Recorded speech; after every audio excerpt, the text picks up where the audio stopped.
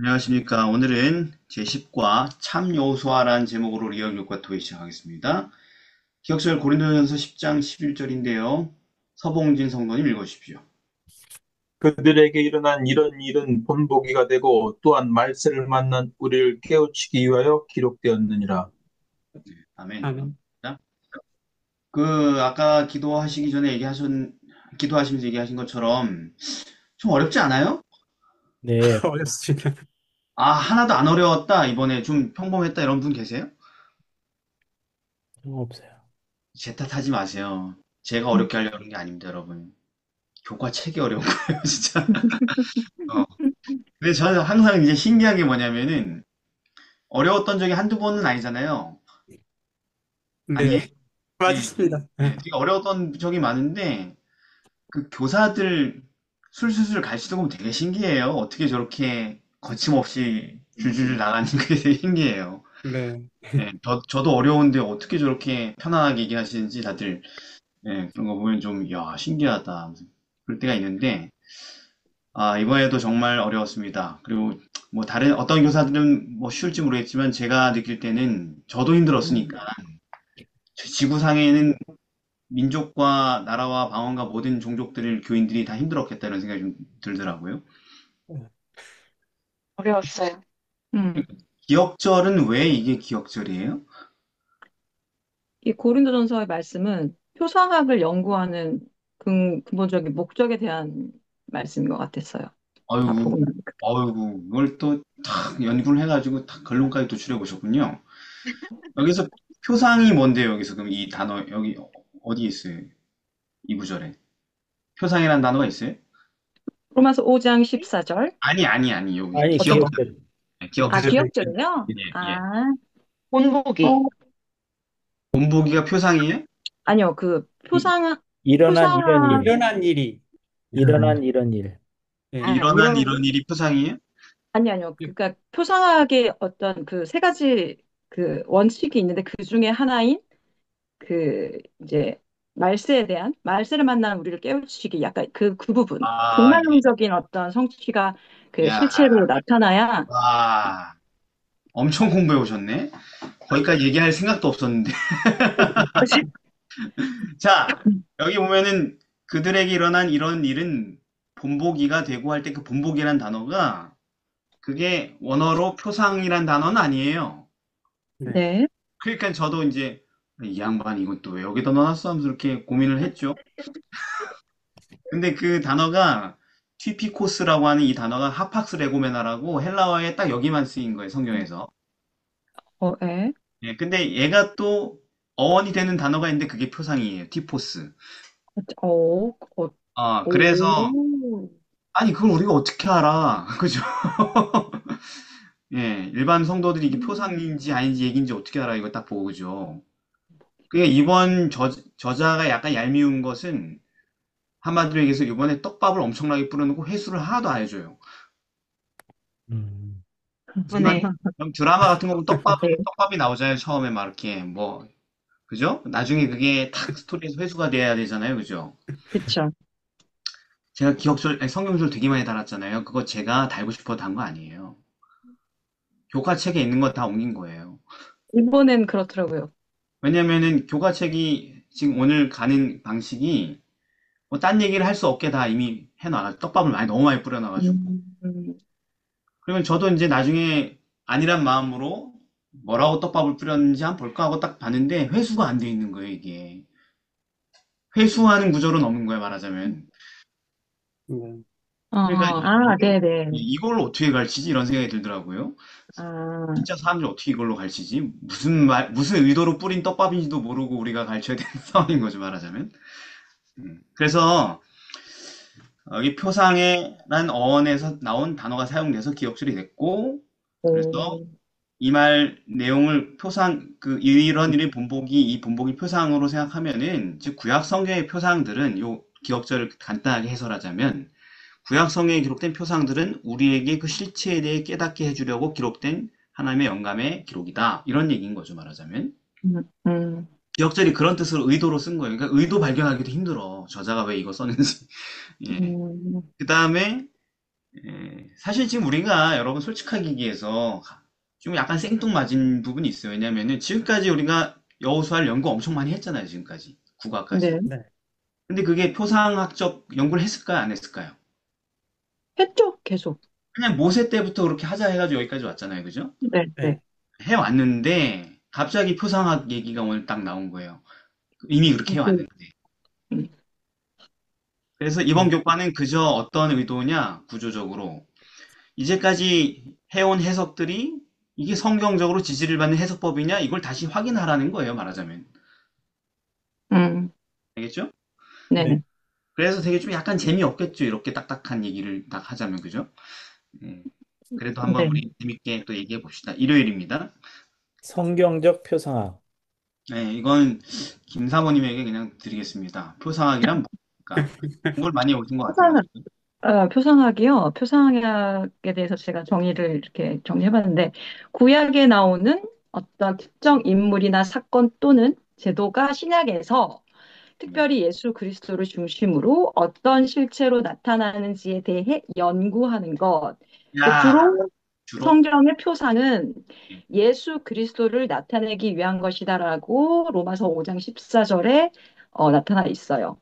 그래서 그러니까 굳이 그냥 왜 학자라는 그 글자를 붙여가지고 뭔가 학문처럼 느껴지고 좀 어렵게 이렇게 했을까? 그냥 신학도 솔직히 그렇고. 근데 어쨌든 좀 그런 저희가 그냥 구약을 보고 그 속에서 예수님을 발견하고 그런 거 발견하면 또 신약에서 또 그렇게 발견하듯이 그냥 늘 하던 거였어요. 쉬운 거.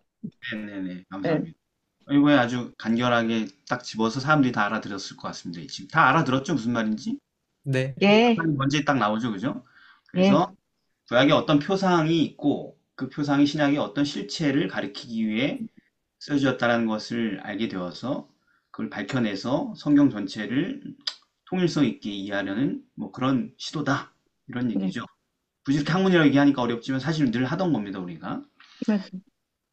자, 그래서 표상이라는 것은 근데 그 교과책에도 그 정의가 나와 있거든요. 설명이. 교과책에 나와 있는 표상학에 대한 설명조차도 어렵게 썼어요. 되게. 사모님 훨씬 음, 쉽게 얘기했어. 네, 감사합니다. 그래서 표상이라는 게 뭐냐? 뭐게 실체에 대한 그림자 또는 모형 같은 거다 이런 거죠. 네. 그러면 이제 이런 해석 방법이 성경적이냐? 이렇게 이제 묻겠죠, 그죠? 네. 네. 신천지 아니냐? 신천지가 그렇게 하는 것 같던데, 뭐 이러면서 할 수 있겠죠? 잘 아무것도 모르는 사람이라면. 그러면은 뭐라고 대답하겠어요? 표상으로 해석하는 게 성경적이냐? 당신들만 그렇게 하는 거 아니냐? 이렇게 하면 어떻게 대답하겠어요? 이다혜성도. 음, 그렇다. 왜냐하면 성경과 복음 전체가 네, 그림자, 그리고 이것의 실체, 이런 순서로 조직이 되어 있어요. 예를 들어서, 네, 뭐, 그들이 섬기는 것은 하늘에 있는 것의 모형과 그림자라. 네, 모세가 장막을 지으려 할 때에 지시하심을 얻은 것 같으니, 네. 그러니까 결국은 이 모든 것들이 우리에게 본보기가 되게 하려고 또는 우리가 이해하기 쉽게 하기 위해서 음. 모든 그러니까 구약의 많은 사건들이 기록되어 있다. 네, 감사합니다. 그러니까 당신들 그게 성경적 방법이에요? 그러면 네, 성경적 방법이죠. 하면서 무슨 학문적으로 설명할 게 아니고 그냥 딱 제일 일단 배경이 없는 사람들을 위해서 표상학적 이걸 하기 위해서 제일 빨리 찾아야 될 구절이 뭐예요? 아무 배경도 없는 사람을 납득시키기 위해서? 히브리서 8장 5절? 아니야. 로마서 5장 14절이야. 음, 음, 음. 그냥 표상 이렇게 번역했잖아요. 네. 네. 표상이란 말 자체가 되게 사람들이 잘 모르잖아요. 그죠? 네. 근데 그냥 표상 이렇게 써 있잖아요. 그죠? 네. 아담은 오실자의 표상이다. 이 표현에 이미 표상적 해석이 전제가 돼 있는 거죠. 네. 아담이 표상이고 예수님 실체다. 이런 얘기잖아요. 그죠? 네. 명백하게 성경이 그렇다고 설명하네요. 그러면 성서적 방법인 거죠. 바울도 그렇게 해석하는데. 예, 그래서 왜요? 또 뭐 거슬리는 게 아니요. 예, 아니요. 괜찮아요. 예. 그러면 그리고 또, 예를 들어서 제가 왜, 질문할게요. 네. 질문해 볼게요. 네. 그 고린도서 10장 1절 13절 제가 본문 드렸잖아요. 네. 거기서 표상과 실체가 뭔지 찾아보세요. 반석은 그리스도라. 그렇죠. 그걸 중심으로 사건들도 표상이고 실체는 음, 우리에게 적용된 이렇게 딱 써있죠, 전부 다. 그죠? 네. 그래서 구약에 기록된 생수가 흘러나왔다는 그 반석이 표상인데 그냥 대충 아무 생각 없이 쓴 내용이 아닌데 이게 실제로는 예수님을 가리키기 위해서 의도적으로 영감이 기록한 거다라는 것이죠. 그러므로 그 반석을 때린 사건은 뭘 상징하겠어요, 그럼? 십자가. 십자가. 이런 식으로 확장된다라는 거죠. 그게 음, 그거면 이렇게 확장되는, 덧붙여서 스토리가 다 붙는 거죠, 그죠? 그럼 거기서 흘러나온 생수가 뭘 표상을 하겠어요? 그 표상이 뭘 상징하는 거죠? 보혈. 영생의 샘물, 그죠? 생명수, 이런 걸, 그죠? 네. 보혈 그래도 음, 되고, 예, 하여튼 음, 상징하는 거죠. 그래서,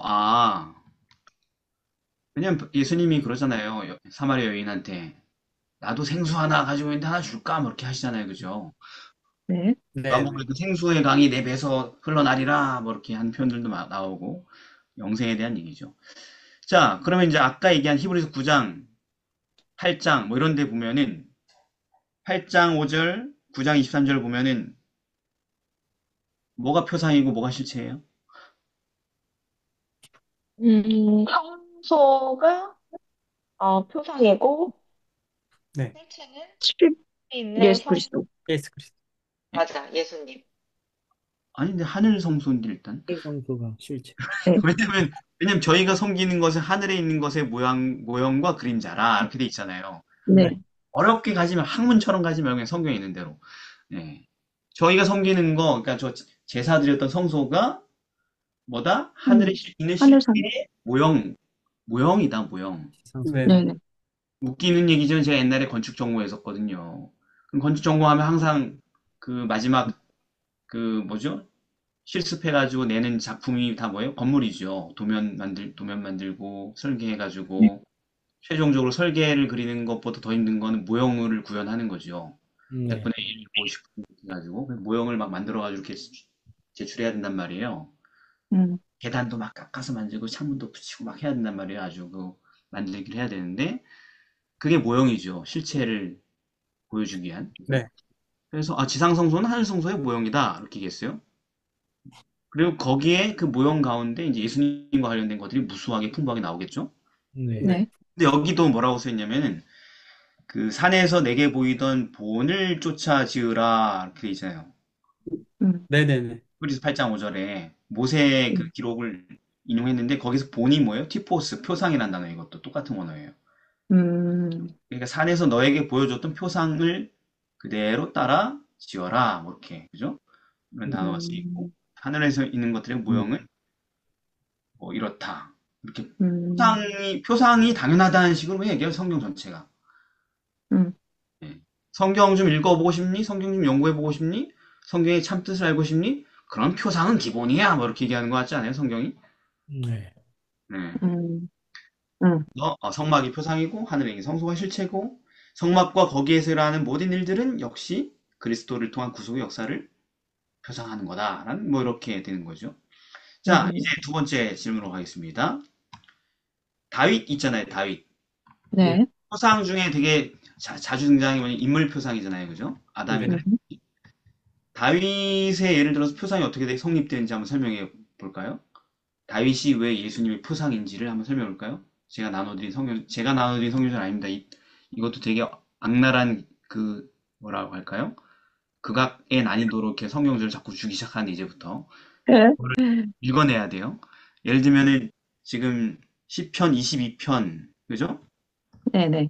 그 다음에 가운데 단계가 예레미야, 이사야 뭐 이렇게 나오고 네네네네. 마지막 3단계가 그 요한복음 이렇게 되는데 이 구조를 가지고 한번 설명해 보세요. 간단하게 기가 막히게 설명을 해보세요. 표상이 어떻게 성립되는지. 차례, 음, 차례대로 할까요? 예, 한번 저, 간결하게 한번 해보시죠. 예. 그러니까 저부터 먼저 하고 돌아가면서 하면 될 것 같은데. 시편 22편 1절은 예. 어 이제 구약 그 말씀이 마태복음 27장 46절에서 실체가 되었다. 그건 네? 예언이잖아요. 어찌하여 버리셨나이까라는 이 구절이 예. 십자가에서 외치신 예수님의 절규였다. 그래서 그 그건 마태복음 예언이잖아요. 우리가 흔히 여태까지 이걸 표상으로 하지 않고 예언으로 해석했잖아요. 구약의 예언이 성취되었다. 이렇게 얘기했지. 표상 뭐 얘기는 안 했잖아요. 근데 그러면 이제 다윗이 실질적으로 겪었던 그런 많은 고난과 핍박 그런 거를 생각해 볼 수 있겠죠. 그 다윗의 음, 삶을. 네네. 그랬을 때에 그 다윗이 겪은 고통의 순간을 이렇게 이제 시편에서 네. 표현한 거지만 이게 예수님의 실체에서 예수님이 이제 실체가 되셔서 그런 고통의 순간을 똑같이 음. 겪으셨다. 그게 완성을 하신 거다. 이렇게 되는 아, 거죠. 좋습니다. 예, 아주 간결하게. 그러나 중간 단계가 왜 필요한지에 대한 얘기는 없었습니다. 다른 분 도전하십시오. 갑자기 신학과가 됐어. 중간 단계? 예, 이건 인사? 그게 아니고 다윗의 왕권이 예, 하나님이 기름 부으신 왕인데 근데 예. 그 예수님도 그 다윗의 자손으로 오셔가지고 왕이 다윗처럼 되셔가지고 세상을 공의와 정의로 다스릴 것이다. 어, 그게 로마서에서 그 구절이 표현이 되죠. 로마서에서요, 갑자기? 로마서, 아니, 지금 예레미야. 사회가 얘기한 그 부분이. 아, 예. 로마서 어디요? 아니, 로마서 1장 3절. 그러니까 빨리 인용을 해주세요. 이 아들로 말하면 육신으로는 다윗의 혈통에서 예, 나셨고라고 예, 다윗의 후손으로 오실 왕으로 예. 예수님이 이렇게 표상이 된 거죠. 예레미야서에서. 아, 좋습니다. 예. 그러니까, 아, 참. 하여튼, 저자 의도 발견하는데 한 시간씩, 하나 할 때마다 한 시간이 넘게 걸리는데, 쉽게 정리하자면은, 생뚱맞게 갑자기 10편, 20편을 툭 던졌어요, 저자가. 떡밥을 던진 거죠. 이게 뭘까? 이러면서. 내가 무슨 생각하고 있을까? 맞춰봐. 뭐 이런 거죠. 그죠? 그리고 딱 보니 다윗의 시예요. 어떤 내용이냐면 다윗의 심적 고통이 세세하게 기록된 시죠, 말하자면. 네. 예. 그런데 예언적인 말들이 많이 있는 음, 영감이 임해가지고. 근데 이게 왜 다윗이 표상인과 무슨 상관이 이렇게 생각하겠죠, 그죠? 네. 그래놓고 저자는 갑자기 선지자들의 글을 쭉 어떤 의도로 배열한 건지 모르겠는데 여러 개 배열을 해줘, 그죠? 근데 갑자기 다윗에게 한 의로운 가지를 일으킬 것이다. 그래서 아니 뭐 예수님이 다윗의 후손인 건 맞는데 다윗의 후손이면서 아브라함의 후손도 되고 다 되는데 갑자기 왜 다윗이 특별해? 이렇게 생각하는데 이 사람의 의도가 뭐였냐면은 뒤에 그가 왕이 되어 여기더라고요 보니까 음, 다윗이 왕이었던 것처럼 음, 그도 왕이 되어서 세상에서 공정한 통치를 할 것이다. 요거더라고요 보니까 의도가 다윗이 되게 공정한 통치를 했잖아요, 그죠? 네네. 정의롭게. 그런 그렇죠. 것처럼 다윗에게서 나는 한 의로운 가지가 있을 텐데 걔도 다윗처럼 왕이 돼서 세상을 이렇게 바르게 통치할 것이다 이런 표현을 하는 거예요. 네. 네. 그리고 목사님, 예, 그러면 여기서 저는 그 한 가지 가지로 생각해서 쭉쭉 찾아갔는데, 그럼 그게 아니라 그 왕이 된 것 때문에 표성이 된 거예요? 그러니까 저자의 의도를 찾기가 이렇게 힘든 거예요. 그냥 가지로만 가면은 그냥 네. 다윗의 후손이라는 얘기지 다윗이 예수님을 표상한다는 얘기는 아니잖아요. 이런 의문에 부딪히게 되잖아요. 왕. 음, 그렇죠? 네. 메시아가 다윗의 후손이라는 얘기지 이게 다윗이 곧 메시아의 표상이다. 소위 모형이다. 이런 얘기가 성립이 안 되잖아요. 그죠? 네. 네. 무슨 생각하셨는지 알아요. 저는 서봉진 성도님이. 네, 저는 그래서 그 가지 쪽으로만 찾아갔거든요. 예. 그랬는데 이 사람의 저자의 의도는 그게 아니었더라고요. 보니까. 어, 음, 연구를 해보니까 왜 이런 표현을 했지? 보니까 그 예언서들은 메시아가 왕이 된다는 얘기를 하고 있는 거예요. 지금. 네. 아, 이사야서 말씀까지 연결이 되는 거군요. 그래 이사야 9장 5절에도 음, 그 한 아들을 줬는데 그 어깨에 정사를 메었고 이렇게 되잖아요. 그죠? 음, 예. 네. 그러니까 다스린다는 얘기잖아요. 그죠? 음, 그리고 그 왜냐면 이사야 9장 5절에 무슨 다윗 얘기 없잖아요, 여기에. 네네. 예. 그다음에 이사야 11장 또 나오죠? 네. 이새의 줄기에 살짝이 나서 결실할 것이 이것도 다윗이랑 관련이 다윗 후손 얘기인데 음, 다윗이 후손 얘기지 다윗이 뭐 표상이다 이런 얘기가 명시돼 있지 않잖아요. 그죠? 네. 음, 근데 그 뒤에 보면은 그 사람에게 성령이 강림하셔서 그가 세상을 아주 공정하게 다스릴 거다. 이런 얘기를 술술술 하죠, 뒤에. 네. 그러니까 말하자면 다윗의 자손이 일어날 것인데 그 사람의 통치가 마치 다윗의 의로운 통치와 같은 그런 통치가 될 것이다. 이런 예언들이 있는 거예요. 아, 네. 그래놓고는 그가 바로 그리스도다. 이렇게 얘기하려는 거죠. 음, 이 구조에서 지금 누구를 표상으로 삼아 지금 이렇게 전개하는 거예요?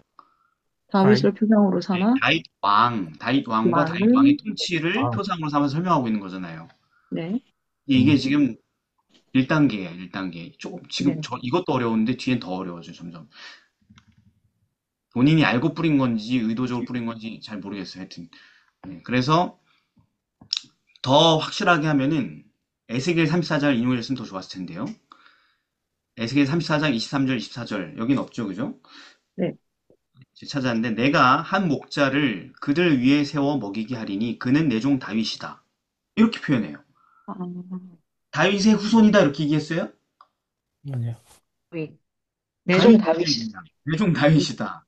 이게 더 확실한 표상 아니에요? 복잡하게 보지 않고. 어, 그죠? 아예 그냥 대놓고 내 종 다윗이라고 했잖아요. 그죠? 예수님을. 음, 이게 완벽한 포상이죠. 어, 그죠? 네. 어, 그리고 이제 그 지금까지 전개했던 내용이 또 뒤에 붙죠.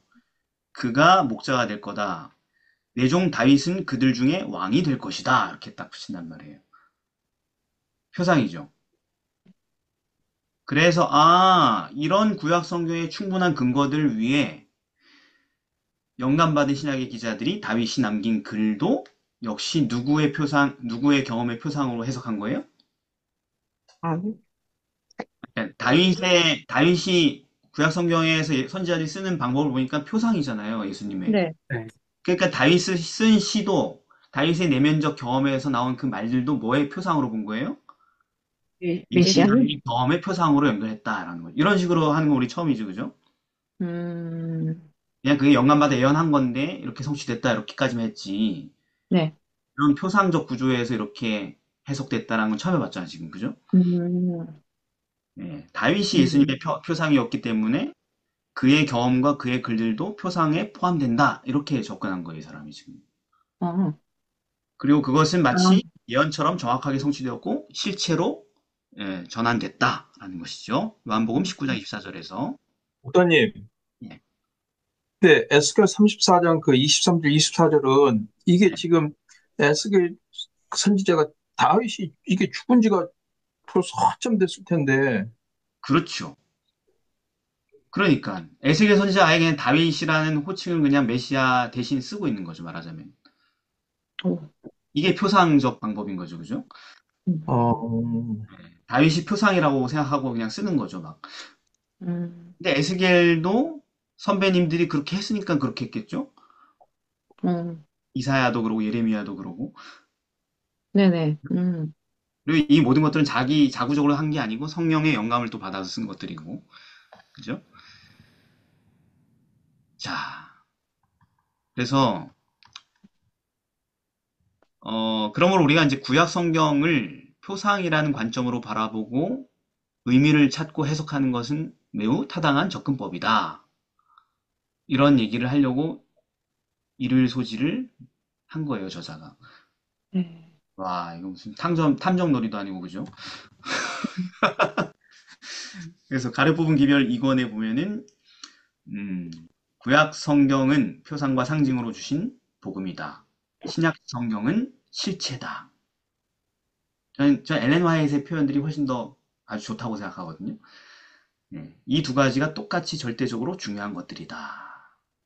이렇게 얘기를 하고 있는 것이죠. 넘어가도 돼요? 네. 네. 월요일. 표상과 실체. 대충 끝낼 것 같지만 꼼꼼히 하려고 이렇게 계속 얘기합니다. 자, 그래요. 표상하기 성서적이라는 걸 지난 요번 전 챕터에서 우리 다뤘고, 그죠? 네. 그렇다면 거기에도 어떤 명백한 원칙이나 성서적 제한이 있지 않을까요? 네. 네. 그냥 막 갖다 붙이는 건 아닐 거 아니에요, 그죠? 네.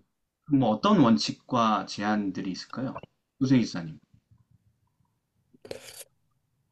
음, 그 성경이 상징이라고 예. 표현하는 때만 상징으로 해석을 해야 되지 않을까? 아, 좋습니다. 또 다른 분, 장한수 집사님. 저는, 네. 성경으로 증명이 되어지고, 다른 말씀들과 잘 연결되고, 전체 가르침과 조화되어야 된다는 그런 전제가 있어야 될 것 같습니다. 그건 완전히 그냥 갖다 붙이면 무조건 맞는 말을 하신 거죠, 그죠? 네. 저게 사실 제일 중요한 거죠, 결국은. 어려워서 그렇게 아니, 아니, 얘기했어요. 아니, 아니. 그러니까 뭐라는 게 사실은 가장 중요한 얘기, 저 한마디로 사실 다 끝난 거, 어떻게 보면은. 막 갖다 붙여가지고 해석할 수 없다. 성경 전체랑 조화를 이루어야 되는 그 제한이 있다. 모든, 표상이 아니고 모든 성경 해석이 다 그렇잖아요, 그죠? 네. 네. 그러니까, 좋습니다.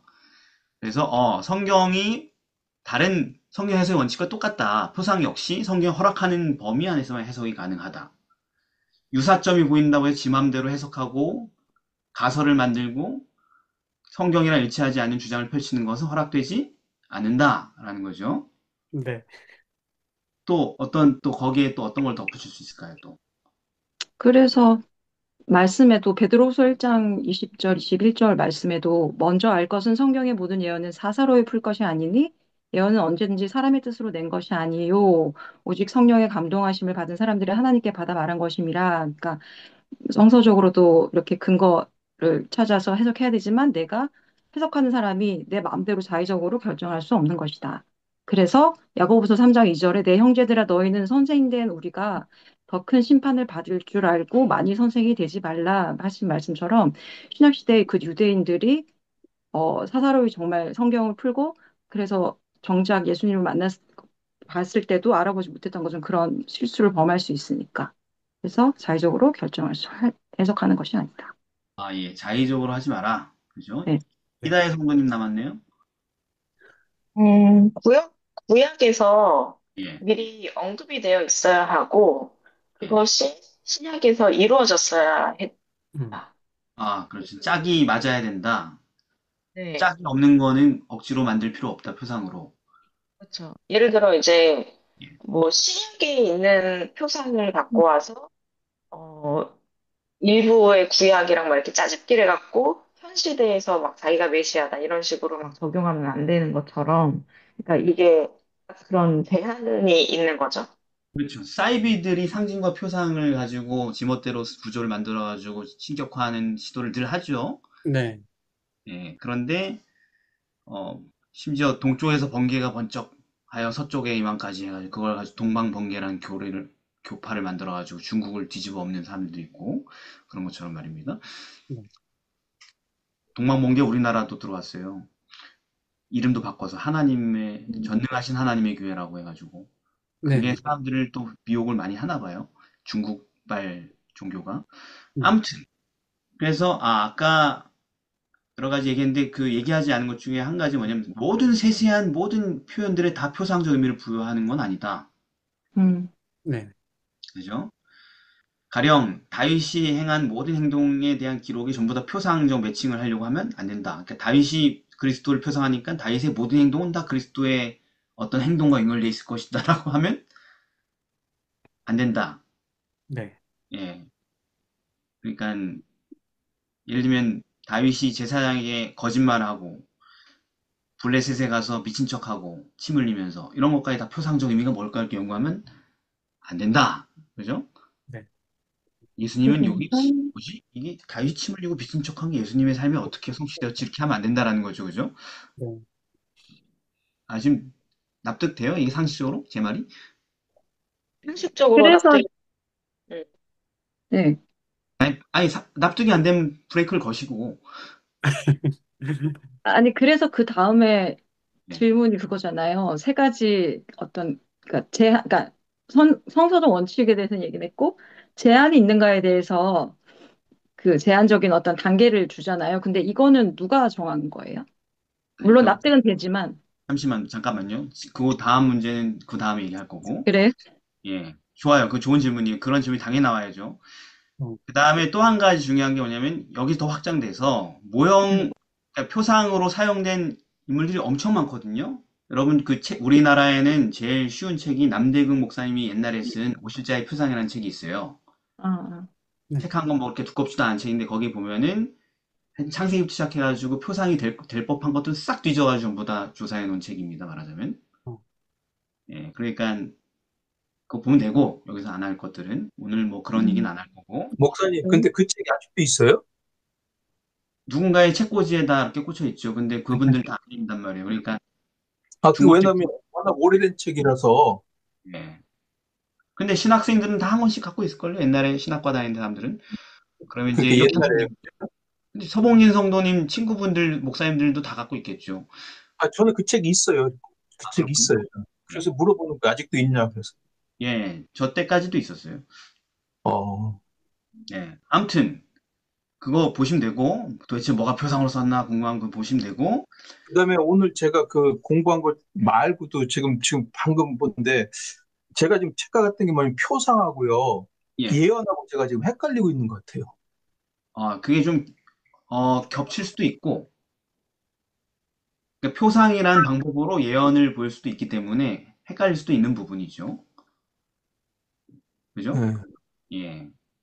그래서 그건 좀 분리를 좀 해서 나중에 겹치면 겹치는 대로 보고 예를 들면은 그러니까 표상으로 사용되는 사람들이 엄청 많은데 오지자의 표상 같은 책을 보면 예를 들어서 아담부터 시작해가지고 근데 그 사람들의 모든 도덕적 실패와 범죄까지 다 표상에 적용될 수가 없겠죠 당연히. 네. 네. 부조와 사사들과 왕들과 선지자들이 얼마나 많은 범죄와 실수, 반역과 타락에 빠졌어요, 그죠? 근데 그걸 다 예수님의 표상으로 삼을 수가 없지요. 그건 오히려 어떤 얘기냐면, 그건 뭘까요, 그런 것들? 표상이었는데 예수님이랑 전혀 안 어울린 짓들을 할 때. 그건 어떻게 해석할까요, 우리? 아니, 모세가 예를 들어서 표상이었잖아요. 네. 근데 모세가 예수님답지 않은 행동을 저지른 적이 있잖아요. 네네. 승질 내면서 반석을 막 두들겨 패고 막 그랬던. 네. 그런 걸 어떻게 표상적으로 해석할 수 있겠어요, 그죠? 네. 맞습니다. 아니, 명령해서 때린 거는 표상이지만은 승질나서 막 두들겨 팬 거는 표상이 아니죠. 네. 네. 그러니까 그런 것들은 그럼 어떻게 가만 해석해야 쓰셨구나. 될까요? 표상이 아닌데 그럼 뭐 어떻게 해석해야 돼요, 그런 것들은? 삼손이 죽을 때 죽인 자가 살아있을 때 죽인 자보다 더 많더라. 이런 표현들도 표상이 될 수 있거든요. 예수님이 십자가에 달려 돌아갈 때 더 많은 사람을 구원했다 이런 식으로. 음. 근데 삼손이 살아간 그 꼴을 보면 꼬라지가 영 이상하잖아요. 아니죠. 인생이. 아니야, 그게 아니야. 어떻게 예수님의 표상이 될 수 있어요, 그죠? 그러니까 아니죠. 분명히 삼손은 아담도 그렇고 삼손도 그렇고 다 표상인데 모세도 그렇고 예수님하고 전혀 안 맞는 그런 것들은 우리가 어떻게 이해하면 될까요? 그래서 그 예수님은 완벽한 제물이 되셔서 다시는 뭐, 그러니까 예를 들어 완벽한 제사장이셔서 죽지도 않고 지금까지 있었던 제사장들과는 다르다. 이렇게 얘기를 하는 것처럼 예. 다 예수님이 하는 그런 역할들을 그들도 구약에서 다 했었지만은 그럼에도 불구하고 그들은 부족한 점들이 있었다. 뭐 예, 이렇게 하면 되지 예, 않을까? 감사합니다. 제가 얘기하고 싶은 건 이겁니다. 표상이 인간의 범죄로 이렇게 자주 훼손됐다. 이렇게 얘기하면 되는 거죠. 어, 아까 얘기한 음. 반석 얘기도 마찬가지. 반석이 분명히 표상이잖아요. 네. 음. 모세가 반석을 두 번 친 것처럼 또는 그러니까 그래서 모세가 왜 두 번 쳐가지고 하나님의 진노를 당한 거예요? 표상을 훼손해서 그런 거예요. 네. 맞아. 표상을 일부러 만드신 거잖아요. 처음에 반석을 치게 해가지고 이 십자가를 표상이 되게 하셨잖아요. 하나님께서. 네. 네네. 그 다음에 두 번째 칠 필요가 없었잖아요. 그죠? 네. 표상이 훼손되니까. 음. 왜? 반석이신 예수님은 딱 한 번 침을 받아야 되는 게 십자가에서. 그죠? 네. 음. 근데 그걸 누가 스토리를 엉클어 놨어요? 모세. 모세가. 감정이 욱해가지고. 그죠?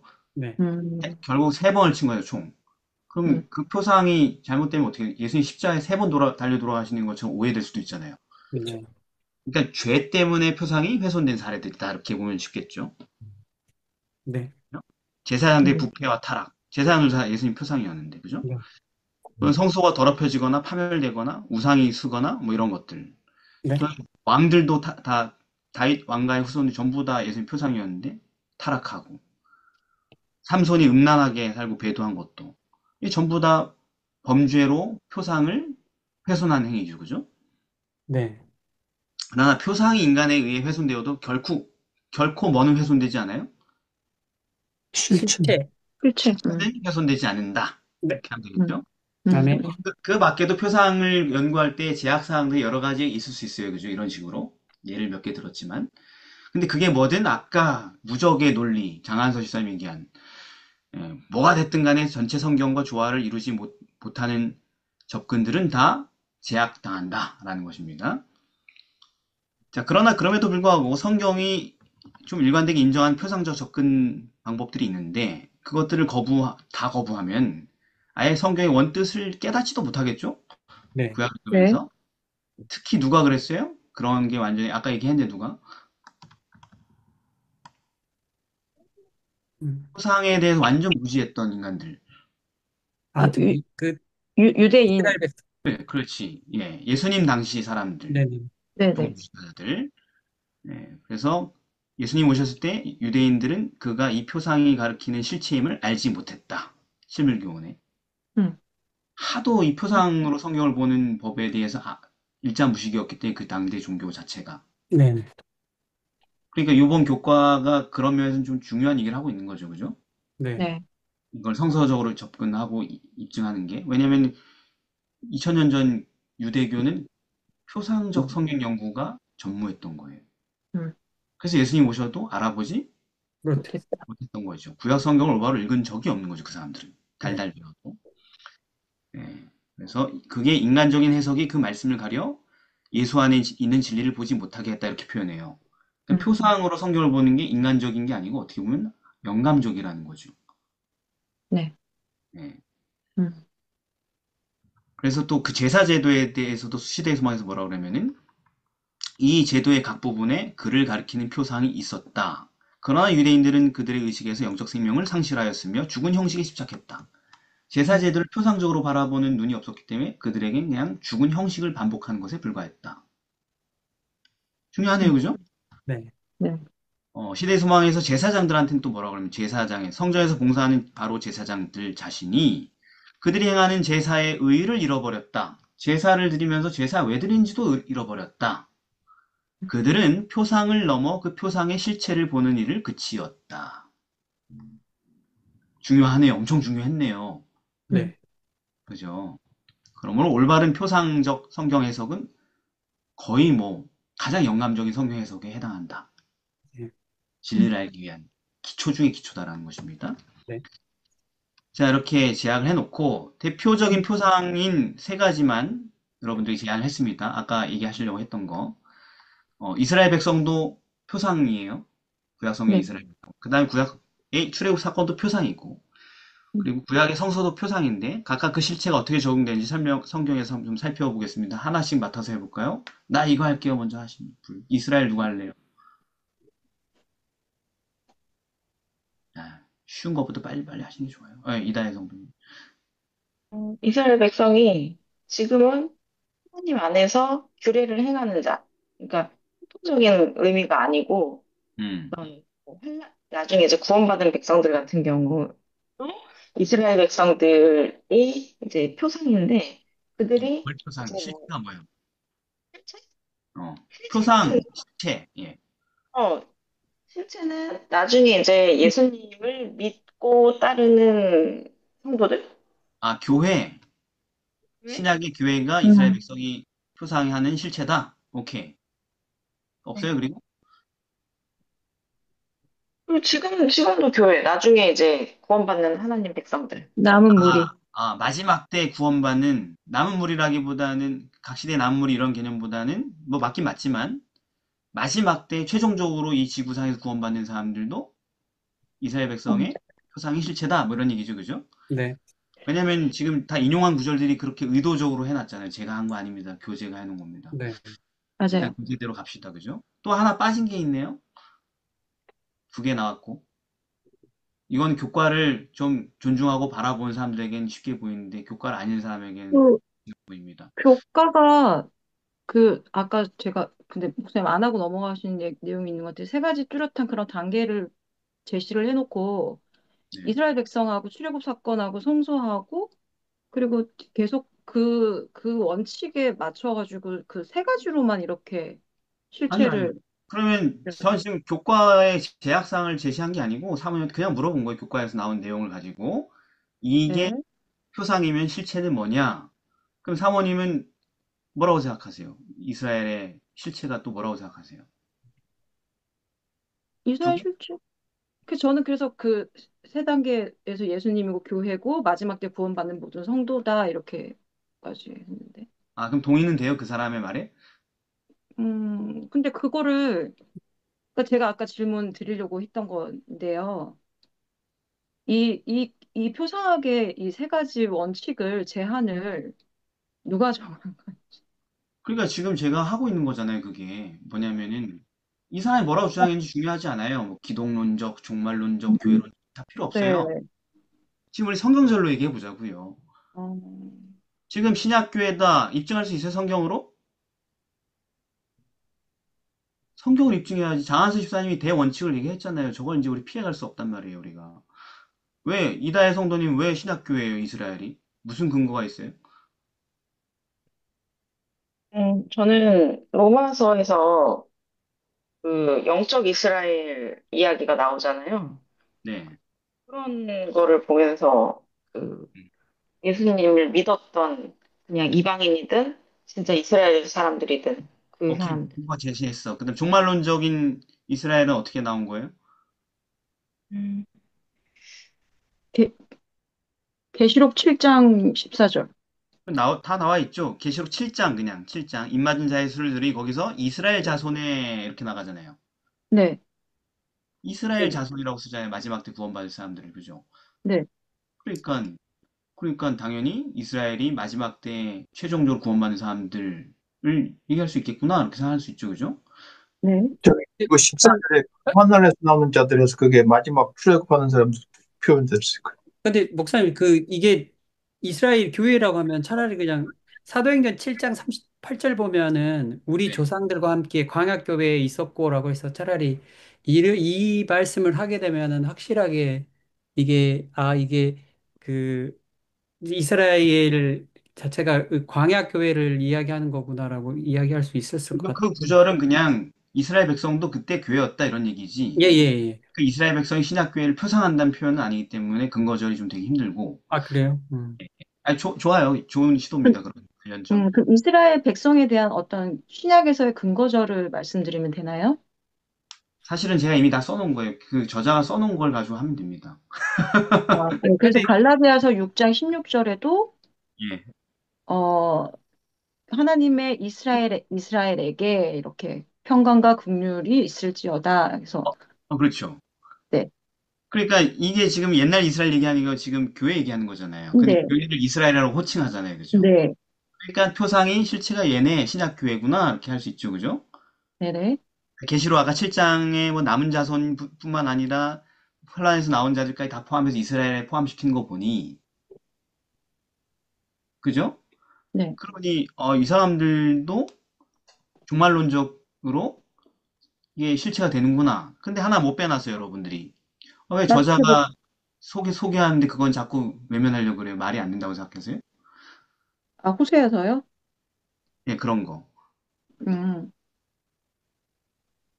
근데 저는 여기 교과 했을 때 예, 예. 좀 어려웠던 게 이제 일관성을 찾기가 조금 저는 좀 어려웠었거든요. 그런데 이제 이스라엘을 얘기했을 때도 음, 그러니까 마태복음 2장 15절을 말씀하는데 예. 헤롯이 죽을 때까지 애굽에 있었으니 애굽에 내 아들을 불렀고 이루셨다는 그런 말씀이 예, 과 지금 A, B, C의 모든 공통점은 부르심인가?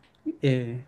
네. 이렇게 생각했던 게 이스라엘도 아, 하나님께서 부르셔서 이스라엘 백성을 예. 이뤘었고 또 어려운 거 이해합니다. 그게 어렵다고 지금 일관성 문제가 그게 떡밥이 도대체 뭔 얘기를 하는지를 우리가 정리하기 힘든 구조에 왔고, 예. 이렇게 하다 보면 우리가 2시간을 하겠죠. 그래서 제가 좀 네. 정리하는. 저 질, 네. 아니, 질문 안 받겠습니다. 왜냐면 네, 다섯 가지 질문하고 있기 때문에 지금 그걸 그냥 빨리 설명해 주겠습니다. 네. 뭐냐면, 저자가 하려고 하는 게 잘못된 건 아니에요. 그러니까 저자는 하나의 사례를 제시하는 것입니다. 이런 식의 패턴도 발견된다라는 거예요. 이게 다가 아니고. 그래서 아까 그 마태복음 2장 15절, 왜 예수님이 이스라엘 백성의 실체인가? 이런 의문이 들겠죠, 그죠? 예수님 탄생하셨을 때. 그러니까 예수님이 이스라엘 백성이 표상이고 예수님 실체다, 이게 좀 말이 안 된다고 생각할 거 아니에요, 다들. 네. 음. 예, 그런데 이 구절 때문에 그렇다는 거예요. 마태복음 2장 15절 때문에. 예수님이 애굽에 있다가 오신 거에 대하여서 이게 호세아 선지자가 예언한 그게 성취됐다, 이렇게 붙이잖아요, 그죠? 네. 네. 근데 호세아 선지자 11장 1절에 가보니까 이게 메시아에 대한 얘기가 아니고 누굴 불렀대요? 애굽에서? 이스라엘 민족. 내 아들을. 그러니까 이렇게 내 아들인데 앞에 이스라엘이 어렸을 때 내가 내 아들을 불렀다 이렇게 나오잖아요. 그 아들이 이스라엘이에요. 호세아에서. 네. 그게 출애굽을 얘기하는 거잖아요. 그죠? 음. 네. 근데 그 구절을 인용한 거예요. 지금 마태복음에서. 그러니까 이스라엘이 토상이고 애굽에 갔다가 약속의 땅으로 온 게 그 사건이 토상이고 음. 실체가 누구라는 거예요? 예수님이 예수님. 애굽에 들어갔다 나오는 것을 설명한다라는 거 지금 선자가 얘기한 거죠. 말하자면. 그래서 이렇게 입증하는 거기 때문에 이 사람이 틀린 게 아닙니다. 저자가 틀린 건 아닙니다. 어. 근데 저자의 의도를 발견하기 힘든 거지. 아까 불러낸 거에 방점을 찍어야 되나 뭘 해야 되나 그죠? 네, 네. 근데 성경절의 연결을 보이셨죠? 무슨 뜻인지. 네. 그 떡밥을 막 뿌려놓고 회수를 안 하니까 우리가 이렇게 헤매는 겁니다. 음. 네, 그런 패턴이 몇 가지 반복된다. 지금 여기 나온 것처럼 출애굽도 그렇다. 출애굽이 지금 똑같이 나오잖아요. 그죠? 출애굽 사건이 지금 뭐랑 또 연결된다? 첫 번째, 예수님이 똑같아요. 그 애굽에 예수님이 헤롯 애굽에서 왕을 나온 거. 피해서 출애굽. 어, 음. 그죠? 애굽에서 나온 네. 거. 네네. 그 얘기 하고, 그 다음에 그 출애굽이 신약교회가 연결되면 어떻게 되는 거예요? 그러니까 세상하고 분리돼서 하나님께로 나오는 맞다. 어떤 영적인 출애굽을 이룬 그렇지, 에클레시아. 그렇지. 고린도후서 6장 17절 그 얘기 하려는 겁니다. 말하자면. 네네. 그 다음에 종말론적으로는 계시록 18장 4절이죠. 그죠? 내 백성아 바벨론에서 나와라. 이것도 출애굽이 표상하는 실체다. 이렇게 얘기하는 거죠. 맞죠? 또 음. 예, 맥락이 완전 똑같죠. 그 성소도 마찬가지죠. 근데 여기 성소의 여러 가지 기능 중에 여기서는 뭐냐면 실체 방점이 성소는 뭐다? 기본적으로 하나님이 임재가 있는 곳 이런 맥락에서 성소는 실체가 뭐예요? 표상이 의미하는 첫 번째 실체는 어, 아니 왜 정성조를 다 예수님, 뒀는데 왜 예수님이 예수님이요. 예, 예수님이죠. 예수님 말씀이 육신이 돼서 우리 가운데 거하심에 성소잖아요. 거하심. 네. 네네. 그는 성전 내 자기 육체를 가리켜 성전을 헐고 사흘 만에 줄 수 있다. 그리고 두 번째 성소가 의미하는 실체. 교회. 안에 거의 있는 또 성도. 그러니까 너희가 신약의 하나님의 성전인 교회. 것과, 그죠? 예, 음, 있죠. 우리가 성전이다. 그죠? 네. 고린도전서, 고린도후서. 정말 맞잖아요. 그죠? 성경적 근거가 있는 얘기잖아요. 네, 네. 그다음에 또 세 번째, 성소. 완성. 하나님이 계신 곳. 하늘 성전이 이제 네. 실제로 잠시 보여줬었고, 계시록에. 그리고 그러니까 그, 새 하늘과 새 땅? 그렇죠. 세상이 네. 마지막 때에 새로운 세상에서 우리에게 임하게 될 하나님의 도성, 하나님 임재가 계신. 그게 입증되잖아요, 성경으로. 그죠? 네. 네. 맞습니다. 예. 성소는 좀 그래도 예. 그런데 일관성이. 이제 좀 약간 마음이 급했던 김진수 사모님의 질문으로 돌아가면은 누가 이런 규칙을 정했어요?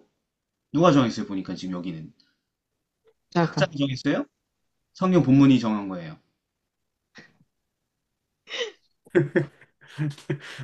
근데 아니, 이렇게까지 이거 하는 게 유행이에요? 지금 이제 근데 이다혜 성도 그, 이게 지금 그 과부하 걸려서 저런 거예요, 지금. 근데 예, 너무 몰라가지고요. 근데 예. 그래도 그 예수 그리스도, 그다음에 교회, 그다음에 종말론적인 어떤 면에서 어떻게 성취가 되는지 어떤 그 흐름 자체는 전체적인 우리가 구약과 신약을 연구를 할 때 솔직히 되게 중요한 핵심 맥락인 것 같기는 한데요. 여기 교과에서는 왜 이렇게 이 세 가지에만 딱 이렇게 집중해서 이렇게 했는지가. 아, 예, 죄송합니다. 저자를 제가 변호를 해드릴게요. 네, 세 가지에 집중하는 이런 연출을 한 것은 저자의 명백한 실수에 말하자면 어떻게 보면 그냥 제가 대신 사과드리고요. 별거 아닌데? 저자의 의도를 저자의 어. 의도를 제가 좀 그래도 좀 이렇게 예쁘게 포장하자면 네, 이렇게도 되는 게 있습니다. 발견해 보니까 이런 얘기로 받아들이시고 네. 저자의 의도는 아마 우리 좋게 해석해서 무조건 2, 3단계다. 꿇어라 이런 얘기는 아닐 거예요. 아, 그래요? 아시겠죠? 네, 오해하지 마세요. 저자가 그런 의도는 아니에요. 그래서 항상 세 가지 패턴으로 표상이 해석되는 게 아니다라는 것이 성서적으로. 네, 뭐 예를 들면 제일 대표적인 게 뭐냐면 대속죄일 날 드려진 아사셀 염소. 네, 아사셀 어, 염소가 예수님이 될 수 있어요? 아니죠. 그러니까. 사단이죠. 네. 네. 아사셀 염소가 우리가 될 수 있어요? 신약교회가? 아니, 아, 왜 주저하세요? 생각하고 있는 거 아니에요, 지금? 아니, 헷갈립니다, 타락한 교회. 이제. 타락한 헷갈려. 교회는 되니까. 제 아사셀, 때문에 그러니까 우리 교회가 되면 안 되죠. 아니, 우리가 타락해서 멸망한다고 가정하고 주저한 것 같은데 보니까 못 구원받는 걸 상상하고 그러시는 거가 본데 네. 그렇다고 해도 우리가 죄의 모든 책임을 지고 죽은 건 아니지요. 아, 네, 죄의 맞습니다. 최종적 책임 사단에게 돌아가잖아요. 네, 아, 네, 그러네. 네. 그러니까 그러니까 아니다. 아사셀 염소는 오로지 사단에게만 딱 적용되는 거예요. 네, 표상만, 실체가. 네네네. 교회도 될 수 없고, 그죠? 예, 그러니까 아, 종말론적인 적용에만 성취되는 것입니다. 교회론적도 기독론적, 그러니까 이 사람의 틀에 안 되는 게 되게 많아요. 사실은 성경을 보면은. 음, 이 음. 사람이 이거 안에 안 들어오면 다 가짜 이렇게 얘기하려는 게 아니니까 여러분 노여하지 마시고 오해하지 마세요. 알겠죠? 네, 네. 그래서 이건 사단의 영원한 멸망만을 얘기하는 것이다. 이처럼 우리는 표상의 성취가 어떻게 결정될지에 대해 자의적으로 판단할 게 아니라 신학자가 결정해 줄 게 아니라 뭐가 판단하면 결국 뭐가 결정했어요? 보니까 부적의 논리, 말씀. 오, 성경이 음, 그렇죠. 성경이 제시한 방향에 따라 판단하면 된다. 네, 음, 즉 표상을 어떤 실체라고 해석을 할 때 반드시 성경의 확실한 근거들을 제시할 수 있어야 된다. 그럼 끝나는 거예요. 그죠? 음. 이것이 바로 표상을 적용한 성경적 방법이에요. 뭐가 됐든 성경적 근거를 잘 찾을 수 없는 그런 해석은 온전한 표상과 실체라고 인정할 수가 없다. 그럼 이제 안전해졌죠? 네, 남발할 네. 수 없겠죠? 네. 그죠? 네, 네. 아이고 어려워. 화요일. 목사님, 근데 예, 이게 첫 첫 번째로요. 번째. 저거, 이거, 월요일 때문에 사실 여러분도 그러셨겠지만 시간을 무지하게 투자를 했거든요. 네, 아이, 뭐, 저도 시간 무지하게 뺏겼어요. 목회자비에 가가지고 강의 못 듣고 계속 이거 막 두고 있어요. 근데 이런 식으로 이제 끝나면은 좀 더, 걱정하지 마십시오. 일단 전 어떻게든 끝까지 가겠습니다. 그리고 오해하지 마십시오. 이것도 누가 또 강의 안 들었다는 얘기가 아니고요. 강의를 들으면서도 계속 고민했다 이런 얘기입니다. 네, 아니, 딴짓했다 이런 얘기가 아니고. 자, 화요일. 표상인 여호수아. 음, 정리하자면 일요일 표상이 뭐냐, 그 다음에 월요일, 그러면 그런 것을 안전하게 해석하는 제약은 뭐냐, 이런 거였고요. 이제 화요일, 이제 드디어 우리 공부하고 여호수아로 한번 가보자, 이런 얘기입니다. 네, 네.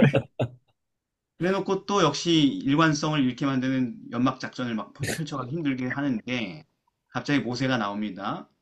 그래서 여러분, 모세와 여호수아의 유사점을 다각도로 좀 살펴볼까요? 빠르게. 시간 끌지 말고. 예, 제시한 네. 성경들로 한번 쭉쭉 얘기해 보든지 하시면 됩니다. 예. 여호와 앞에서 신을 벗었다. 둘 다 거룩한 임재 앞에 부름을 받은 지도자였다. 그래요. 본질적으로 하나님이 직접 그 지정한 지도자였고, 호호, 모세도 장탄권을 파송했었고, 호호. 여호수아도 그랬었고, 그리고 좋다. 둘 다 백성들한테 말씀을 계속 전하는 선지자 역할을 했었다. 그렇죠. 끝. 그리고 둘 다 사명이 약속의 땅으로 인도하는 거였죠. 네, 이게 제일 중요한 공통점입니다, 사실은. 그리고 예. 음, 음. 그리고 이제 음, 뭐 이거에 대해서는 그 교과의 설명이 압축적으로 나와 있더라고요, 보니까. 네, 교과에 거기 써 있습니다. 첫째 주에 살펴본 것처럼 여호수아는 어쩌고 저쩌고 하면서 이렇게 하면서 음. 여호수아는 어쩌고 저쩌고 언약을 새롭게 했다. 여기까지 딱 요약을 해요, 공통점들을. 네, 네, 맞아요. 그건 잘해주셨어요. 이렇게 잘해줄 때가 있으세요, 저자가. 맞아, 맞아. 괜히 쳐다보지 않게. 예. 자, 근데 연결점 얘기를 왜 했는지 떡밥이 회수가 안 되고 다음으로 넘어갑니다. 모세가 죽은 후에 예언된 그 있죠. 모세가 떠나면서 고민되니까 하나님께 나 가면 얘들 어떻게 해요? 이렇게 하면서 나온 얘기가 있잖아요. 그죠? 예. 그러면서 너와 같은 선지자 하나를 일으킬 것이다.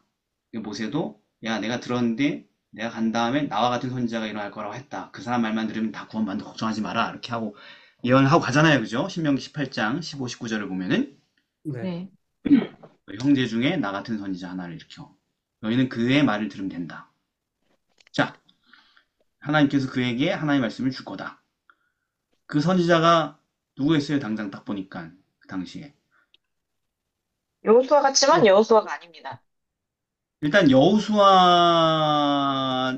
해당이 참 됩니다. 모세가 죽은 네. 뒤 그 백성 중에 일어났고 네. 여호수아 선지자 맞아요? 네, 네, 맞습니다. 맞죠. 음. 왜 그러니까 선지자 맞아요? 선지자 이게 맞죠. 하나님 왜 말씀 맞는 전하는 거지? 사람. 저희가 그럼 이번 저도 기 선지자예요? 저 설교하니까 선지자네 저도? 하나님께서 전하는 직접적인 말을 전하니까. 네, 그렇죠. 여기 써 있지 않습니까? 민수기 맞아요. 27장. 민수기 27장 몇 절? 1, 2절? 몇 절? 음? 아, 27장 15, 15, 19? 15, 20? 거기서 몇 절에 나와 있습니까? 선지자라는 표현이. 음. 신에 감동된 자니 18절. 오케이.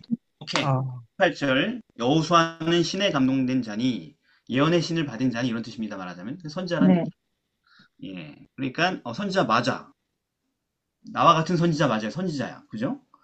그 음. 다음에 백성은 그의 말을 들을지어다 했는데 들어요, 안 들어요, 백성이? 들었잖아요. 여기 20절에 보면은 이스라엘 온 회중으로 그에게 복종하게 하라. 복종. 그죠? 그죠? 네. 예. 그러니까 맞아요. 그게 구조가 맞아. 음. 근데 이 사람이 왜 아니에요? 딱 맞는데? 뭔 근거로 아니라고 얘기할 수 있어요? 딱 맞는데? 조건이 딱 되는데? 일단은 만약에 음, 여호수아가 그 선지자였으면은 음. 아, 내 뒤에 나 같은 선지자를 일으킬 거다라고 안 하고 내 뒤에 여호수아를 일으킬 거다. 여호수아 말을 들어라라고 그냥 얘기를 했겠죠. 근데 아유, 그렇게 참 얘기를 안 했잖아요. 논리적이네. 논리적이야. 아주 음. 깔끔하네. 예, 좋습니다. 그리고 나중에 이제 신약 때쯤 가서 보니까는 그 선지자이냐 이런 식으로 침례 요한한테 바리새인들이 물어보잖아요. 그 그렇죠. 말은 이 모든 이스라엘 유대 사람들이 모두가 동의한 거죠. 아직은 그 모세가 얘기했던 나와 같은 선지자가 안 왔다라는 것을. 좋아요. 침례 요한도 그러면서 자기 아니라 그랬죠, 그죠? 예. 네. 네, 신리완도 본인이 아니라 그랬고 나중에 이제 사도행전에서 가서 보니까는 그 모세가 이야기했었던 나와 같은 선지자가 바로 예수님이라고 그래서 그의 말을 들어야 된다라고 사도들이 몇 번이나 증언을 하잖아요. 그런 네. 감사합니다. 예, 맞습니다. 맞아요. 그냥 실체가 딱 신약 성경에 딱 나오잖아요. 예수님이라고 그게. 네네. 근데 여기 보면은 아까 제가 질문한 거에 대한 첫 번째 답은 뭐냐면 신명기 34장에 보면 10절에 보면은 모세가 죽으면서 그 후에는 이스라엘의 모세와 같은 선지자가 일어나지 못했다. 음. 모세는 여호와께서 대면하여 아시던 자다. 이렇게 딱 써 있어요. 네. 그러니까 그 후에가 여호수아 이후로는 이런 뜻이 아니고 모세가 죽은 후에는 이런 뜻이에요. 그러니까 여호수아는 나와 같은 선지자가 아니라고 처음부터 이미 정리를 해놓고 지나간다고요. 네. 그죠? 네. 모세가 같은 선지자 아니. 왜냐면 여호수아는 대면하여 아는 자가 아니기 때문에 하나님을 맞죠? 예. 그래서 그래서 예, 그런데 그래서 왜 교과 저자는 예, 여호수아를 어떤 이제 그러니까 이게 저희가 이제 이번 기 1과 첫 번째 때 이 문제를 가지고 다뤘었는데 교과 저자는 왜 이거를 부분적인 성취로 이렇게 또 봤는지. 그러니까 그 좋은 질문은 날카롭게 잘 하고 계세요. 지금 흐름을 앞서가고 있습니다. 예, 맞아요. 그러니까 예수님이죠 일단 결론은. 근데 어 그러므로 나와 같은 선지자라는 표현은 뭐 무슨 표현이냐면은 나와 같은 선지자 실체가 있는데 그 실체가 있는데 누구와 같아요? 나와 모세 같아. 맞다. 모세와 같아. 모세. 보세요. 모세와 이미 이 말에 뭐가 들어가 있어요 지금 벌써? 여호수아가 여호수아 들어있다고요? 아니. 표상과 실체가 이미 들어있죠. 아, 표상과 실체. 그죠? 그리고 선지자. 나와 같은 선지자니까 표상과 실체가 이미 합축돼 있죠. 그죠? 모세가 표상이고 예수님이 뭐예요? 실체. 실체죠. 그죠? 어. 예. 모세는 표상이고 모세는 예수님이 표상이다 이 말이 나와 같은 선지자 안에 그 말이 이미 다 들어있는 거죠. 그죠? 그런데 아까 왜 떡밥으로 모세하고 여호수아의 관계성을 살피라고 그랬을까요? 아니, 제목도 표상인 여호수아예요. 그러니까 왜 모, 모세가 튀어나왔냐고. 모세의 사역을 여호수아가 그걸 이어서 받아서 예. 했다는 사역적인 부분에서 얘기해요. 그렇죠. 그러니까 무슨 얘기냐면은 모세가 그리스도의 표상인 건 분명한데 이 표현에 모세의 후임으로 모세가 완수하지 못한 그리고 그 모세가 받은 동일한 사명을 그대로 이어서 완성한 여호수아 역시 당연히 예수님의 표상임을 알 수 있다라는 것입니다. 약속의 땅으로 데려가는 모세가 이스라엘 백성의 모세가 그 표상인데 표상의 역할도 다 하지 못하고 죽잖아요. 네, 원래는 들어가야죠. 혼자 다 완수했어야 될 거죠, 그죠? 네, 승질 못 참아가지고 못 들어가게 되죠, 그죠? 네, 그래서 모세가 후반부를 마무리하지 못한 모세의 역할을 여호수아가 해결하잖아요, 그죠? 네. 음. 그래서 모세와 연관성을 왜 물어봤냐면 음. 저자가 모세가 표상으로서 표상을 아까 내가 뭐라 했어요? 사람들이 표상을 어떻게 한다고? 훼손시켜, 죄 때문에. 죄 때문에 훼손시켰죠. 그 훼손된 부분을 다시 봉합하기 위해서 나온 표상이 누군 거예요? 아, 여호수아. 여호수아구나. 여호수아다. 아마 이런 깊은 뜻이 있었을 거예요, 그 저자는. 음, 예, 우리가 이런 깊은 뜻을 그렇구나. 발견하길 바랬을 거예요, 아마. 그래서, 아, 맞네, 맞아요. 예, 맞는 것 같아요. 네, 네. 대단한 분인 거죠. 그러면, 그러면 아까 그 김 사모님께서 질문하신 그거의 답변도 되고요. 그렇죠. 예, 맞습니다. 그래서 네. 정리하면, 어, 예수의 사역을 일부를 모세가 또 나머지 부분을 여호수아가 표상한 거예요. 아, 네. 사역. 원래는 그게 의도가 아니었는데 모세가 완전한 표상이 됐으면 좋았을 텐데 네, 승질 때문에 여러분 승질 참으십시오. 네. 요즘 선거위원회 시즌이니까 얼마나 승질들을 많이 내요, 다들 그죠? 예, 막 이성을 잃고 막 소리 지르고 막 그죠? 협박하고 막 이런 거 많이 하잖아요, 그죠? 그거 하지 마십시오. 표상이 훼손되는 거예요. 그래서 이처럼 성경에는요, 원형이신 예수님을 완전히 나타내는 단일 표상은 없어요. 단일체로서 완전한 표상이 없어요.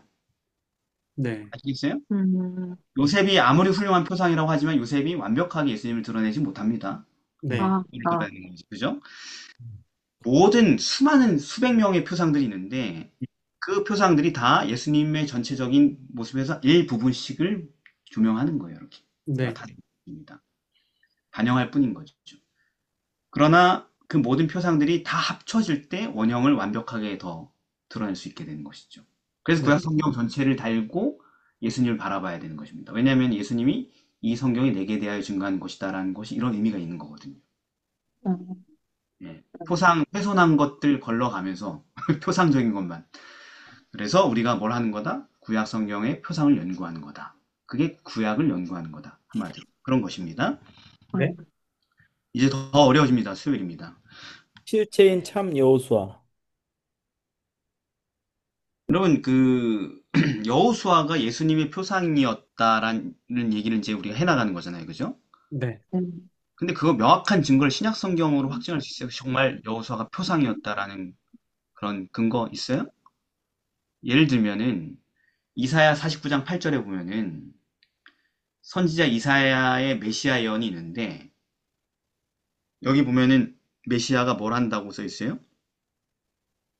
흥모하였던 땅을 기업으로 상속하게.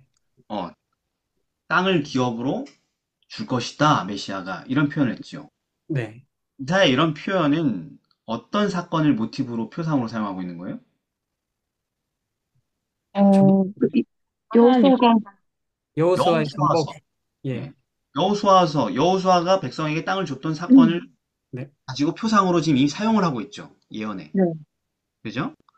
그러므로 여호수아의 이야기를 표상의 관점으로서 해석하려 할 수 있는 근거가 있죠. 구약 성경에. 그런데 그거를 완벽하게 입증하려면 항상 어디에서 실체는 어디에서 나온다고 전부 다? 신약. 신약. 그럼 신약 성경의 근거로 이게 가능한 해석인지 확증을 해야 되잖아요. 그죠? 네. 네. 여호수아가 딱 표상이라고 신약이 얘기하는 그런 구절이 있냐고요. 네. 있어요? 히브리서 4장. 히브리 있죠. 4장 어디?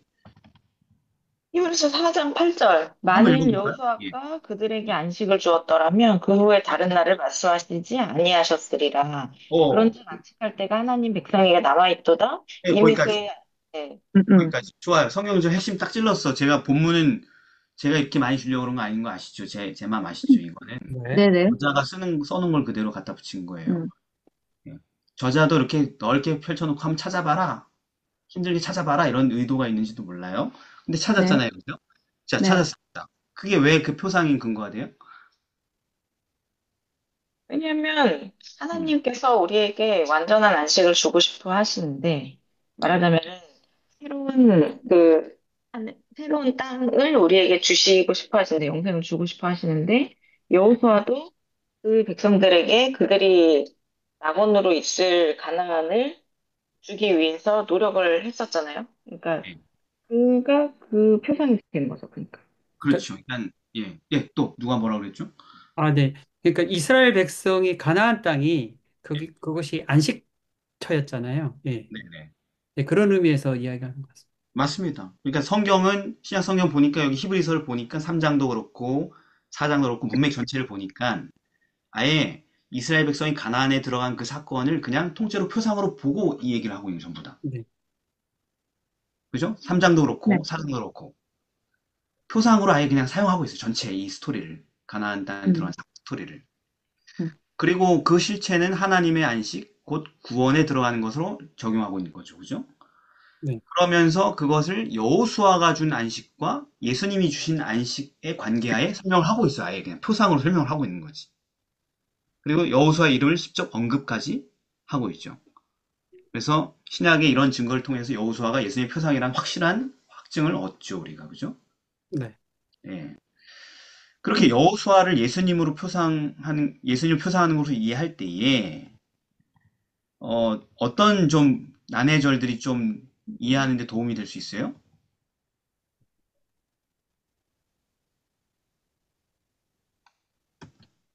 나해줘? 아, 죄송합니다. 제가 여기 아, 성경을 무의미하고 무슨 관계가 있는지 모르는 수많은 성경들 뒤에 붙어 있잖아요. 그죠? 예. 예수님 뭐 침례받은 얘기, 광야 간 얘기, 뭐 이런 얘기 왜 붙었을까? 네네네. 도대체? 음. 저는 여기서 혹시 그런 건가 했거든요. 여기 딱 붙어 있는 게. 예. 광야에서 40일 동안 성령에게 이끌리시며 그 이후에 이제 시험 끝나고 나서는 예수님이 이제 조금 사단이 예수님 잠깐 떠나 있고 예. 그러니까 고행하다가 떨어져 나온 그 시점이 이제 40일. 그리고 또는 예수님께서 하늘에 가시기 전에 어떤 그 제자들에게 말씀을 가르쳐 주셨던 기간이 또 40일. 근데 광야에서 40년 있었잖아요. 이 예. 백성들도. 예. 예. 그래서 40년이 지나서 드디어 가나안에 들어가게 되었으니까 뭔가 이렇게 인고의 시간을 보내는 것들이 똑같이 한 40일, 40년 이런 건가 싶기도 했고. 그러니까 이런 얘기들은 언젠가 교과가 그렇게 유행을 얘기를 하다 하고 있죠. 예, 교과가 그렇게 얘기하고 있죠? 네. 예. 그리고 교과가 또 요단강에서 침대를 받으신 그 사건을, 그러니까 예수님께서 받으신 그 사건을 또 이제 그 여호수아가 그러니까 이스라엘 백성들을 이끌고 요단강을 건넌 그 사건으로 또 매칭을 했더라고요. 근데 그걸 그렇고 근데 목사님이 처음 질문은 이런 구절들을 놓고서 그런 어떤 시작 성경에서 그거 말고 뭐 전체적인 맥락을 어떤 구절로 지금 찾아보라고 하신 거 아니에요? 아니에요. 왜 저는 이렇게 저는 여기 나온 성경들 제가 의도적으로 한 게 아니고 저자가 뿌려놓은 떡밥들이고 그 떡밥들을 해소하지 않으면 얼마나 답답합니까? 그죠? 네. 그렇지 이 양반이 이런 걸 왜 나열을 했을까? 예, 그래서 예. 그래서 모르겠는데 그 시작 말씀 말고요. 그 구절 말고 약간 독특하게 튀는 말씀 두 구절이 있는데 네네. 시편 이 40편 7절하고 이사야 42장 1절이 여기에서 이제 뭐랄까, 이렇게 구약에 있는 말씀이거든요. 그렇다면 이 두 구절이 어떤 여기에 있는 예언이 성취되는 것들이 우리가 지금 살펴보고 있는 신약에서의 어떤 그런 실체를 이렇게 보여주는 그런 건가? 아유, 잘 그러니까 모르겠어요. 어려우니까 우리 그냥 갈게요. 시간도 뭐 계속 늘어지니까. 몰라서 어려우니까. 묻었어요. 그러니까 저도 몰라가지고 도대체 무슨 마음이었을까 이런 성경절들을 막 남발할 때 이분이 그걸 찾기 위해서 되게 고민을 했거든요. 근데 나름 또 찾아지더라고요. 근데 주장이 다 맞는 것 같지는 않고 왜냐면 거기 교과에 뭐 이런 표상적 해석을 했는데 그게 썩 마음에 안 드는 것도 있죠. 딱 보면은 네. 이거 어거지 같은데 이렇게 느낌 올 때 있잖아요, 좀. 아, 예, 맞아요. 뭐 이렇게 해석해가지고 무슨 유익이 있지 이렇게 느낌이 올 때도 있죠, 그죠? 그래서 그냥 더 우리가 미화시켜서 저자의 의도, 숭고한 의도를 좀 생각해서 그러니까 이렇게 우리가 여호수아가 예수님의 표상이라는 신약으로 확인했잖아요. 네. 그러면 예수님의 생애에서 참 이해가 안 되는 여러 가지 의문점들이 항상 있는데 거기에 대한 어떤 해석의 이유와 아이디어를 좀 얻을 수 있다 이런 얘기죠, 말하자면 표상적으로 보면은 뭔 얘기인지 알겠죠? 왜 우리는 맨날 왜 40일이지 이렇게 물어보잖아. 네. 음, 그래놓고는 뭐 40이 고난을 상징하고 뭐 어쩌고 이렇게 끼워 맞추잖아 우리가, 그죠? 나름 네. 그래서 예, 예. 근데 사실 이거를 표상적인 성경 원래 해석법인 표상적인 방법으로 보면 해결이 되는 부분이 있다라는 거예요, 말하자면. 네. 왜 아, 그래야만 했는지. 이렇게 접근하는 거죠, 말하자면. 네. 음, 그래서, 예수님이 광야에 40년 동안, 아니, 40일 동안 시험을 받으신 이유가 뭔가, 표상인 모세가, 예수님의 표상이었던 모세가 이스라엘 백성을 구원하기 위해 애굽에 가기 전에 몇 년을 단련을 받죠? 40년. 광야에 40년 단련을 받죠, 그죠? 40. 음, 예. 그래서 예수님이 이스라엘 백성을 구원하기 위해, 세상을 구원하기 위해서 40일을 단련을 받는다. 표상과 실체 이렇게 찾아내는 거죠, 말하자면. 모세가 40년 광야에서 고생한 것도 표상이었다라는 거죠, 말하자면. 음. 이해되세요? 네. 예. 그래서 하필 40년 동안 고생했지? 뭐 이런 생각을 한다면 그게 표상적 의미가 있었다. 실체이신 예수님이 40일 동안 광야에서 어, 연단 받으시고 구원의 사역을 위해서 나가신다. 이렇게 찾는 것처럼. 그리고 또 어, 표상이 또 누구예요? 모세가 불완전하니까 여호수아? 여호수아잖아요. 호수아요. 토상인 여호수아가 또 몇 년 동안 광야에서 백성들과 고생했어요? 40년. 40년? 40년 동안 고생했죠, 그죠? 광야에서. 네. 음, 그리고 난 뒤에 그 40년이 찬 후에 백성들을 약속의 땅으로 들어보내기 위한 그런 사역을 시작하죠, 또 네. 구조가. 음. 그런 것처럼 실체이신 예수님께서 참 여호수아께서 아, 또 40일간 세상에서 제자들과 함께 지내시고 하늘의 유업을 얻기 위한 하늘 사역에 들어가신다. 이런 식으로 계속 반복되는 패턴의 표상들을 매칭시킬 수 있다는 것이죠. 이해되세요? 네. 예. 야. 그러니까 목사님, 죄송한데, 그럼 수요일 날은 이게 리버스가 된 거네요. 그러니까 실체를 해석하기 위한 표상을 찾는 거였었네, 이게 그럼요? 지금은 그렇죠. 표상이 실체를 의미하는 걸 찾았었는데. 그렇죠. 예. 왜냐면 실체를 읽으면서 우리가 왜 실체가 이런 스토리가 나온지 모르잖아요. 네. 네네네. 그런데 이게 표상이라는 연결점을 찾아가지고 보니까 해석할 수 있는 어떤 원리들이 음, 연결이 되죠. 그죠? 네. 어, 아, 그래서 40일 동안 그렇게 그냥 안 올라가시고 또 세상에 계셨구나. 뭐 이런 생각들을 할 수 있게 되는 거죠. 네. 예. 음, 네, 이제 음, 저자는 여호수아로 어떻게 하려고 하지만 사실은 이미 모세하고 여호수아하고 분담하고 있기 때문에 예수님의 표상을 동시에 저는 이렇게 좀 음, 나눠서 본 것입니다. 음, 예. 그래서 어, 그 표상인 여호수아가 백성과 함께 또 요단을 건너고 정복 사업에 들어갔잖아요. 네. 그런 네. 것처럼 실체이신 예수님께서 백성들과 함께 어디에 하늘 요단, 가나? 요단에서 침례를 받으시고 공생에 들어가시죠. 또 네. 네. 연결되잖아요, 그죠? 네. 예. 백성과 함께 요단을 건넌 게 뭐예요? 여호수아가 침례받은 거잖아요. 네. 네네. 홍해서 건넜어요. 여호수아가 백성과 함께 요단강 건넌 게 뭐라고요? 침례잖아요. 네네. 예수님이 요단강에서 백성들이 침례받고 있는데 같이 침례를 받잖아요. 같은 요단강. 예. 그리고 그 경험 후에 여호수아가 정복 사업에 들어가잖아요. 세상을 정복하기 위한. 네. 예수님이 복음으로 세상을 정복하기 위한 공생에 들어가잖아요. 그죠? 이런 것들을 표상을 통해서 규명할 수 있다. 이런 걸 보여주려고 하는 그런 큰 의도가 저자에게 있었던 것으로 찾은 것 같습니다. 네. 잘했죠, 저자가. 떡밥을 그냥 뿌린 게 아니었어. 음. 회수가 가능한 거예요. 예술. 네, 또 이제 침례받고 난 다음에 예수님이 너는 내 사랑하는 아들이요, 내 기뻐하는 자다. 이런 표현이 나오잖아요. 그것도 또 저자가 막 뿌려놨잖아요. 한번 해석해봐라, 이게 무슨 뜻인지 하면서 막 답은 안 주고. 이게 시편이구나. 나오잖아요, 그죠? 네. 네네. 근데 그 모든 성경에서 보면 성령의 강림이 묘사되고 있죠? 성령이 네. 내렸다. 네. 그리고 예수님을 뭐라고 표현해요? 두 가지로? 내 내 사랑하는 사랑하는 아들이요, 내 내 기뻐하는 자. 기뻐하는 자. 이 두 가지 표현을 하잖아요? 호칭하잖아요? 네. 네네. 이 두 가지 표현이 동시에 나온 성경절이 없어요, 구약에. 네. 시편. 그래서 저자가 의도적으로 뭐뭐를 인용했어요, 두 개. 이사야 42장 1절? 그리고 시편 2편 7, 아, 9절 이렇게 네. 인용했죠. 네네. 그러니까 저자가 모르고 한 건 아니에요, 분명히. 이게 알기 때문에 이렇게 한 것입니다. 음. 내 사랑하는 아들이요, 기뻐하는 자다라는 표현이 두 개의 성경절이 다 합쳐진 표현이라고요. 네. 맞습니다. 왜냐면 이 시편에는 너는 내 아들이라 내가 너를 낳았다까지만 나와 있어요. 네. 내 네. 아들이라는 메시아에 대한. 이사야 42장에 보면 나의 기뻐하는 자다라는 표현이 나와요. 음. 그죠? 네. 사람들이 두 구약 성경에서 인용된 거라고요. 근데 이 구약 말씀들은 딱 보면은 둘 다 똑같은 얘기를 하고 있는데 이사야나 시편이나 뭔 얘기를 해요? 그 메시아가 될 사람이 뭘 한다면 세상을 정복하고 그 백성들에게 그 유업을 나눠준다는 얘기로 다 묘사돼 있어요. 각 네. 구절. 아, 맞잖아요. 정복자가 네네. 된다. 유업을 네. 예, 정복자가 된다고. 예.